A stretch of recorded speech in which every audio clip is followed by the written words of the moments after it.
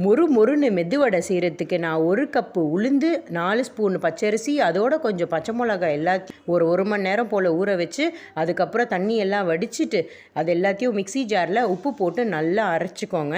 ஒரு வெங்காயத்தை நல்லா பொடியாக நறுக்கி, கொஞ்சம் பச்சை மிளகா காரத்துக்கு, கொஞ்சம் மிளகு, அதோட கொஞ்சம் கருவேப்பில்லையும் சேர்த்து கடாயில் நல்லா எண்ணெயை சூடு பண்ணிக்கோங்க. எண்ணெயில் வடையை போட்டு எடுக்கிறதுக்கு பயமாக இருந்துச்சுன்னா இந்த மாதிரி ஒரு டம்ளரில் ஒரு கவரை போட்டு அதோட ஒரு ரப்பர் பேண்டை போட்டிங்கன்னா நீங்கள் அது மேலே மாவை வச்சுட்டு டைரெக்டாக எண்ணெயில் போட்டு எடுக்கலாம். உங்கள் கைக்கு சூடுபடாது. நல்ல பொன்னிறம் வர வரைக்கும் இருக்கட்டும். அதுக்கப்புறம் நீங்கள் அழகாக அதை எடுத்து ஒரு டிஷ்யூவில் ட்ரான்ஸ்ஃபர் பண்ணிக்கலாம். நான் அடுத்தடுத்து இந்த மாதிரி ஒரு வடையாக போட்டு எடுத்துக்கோங்க.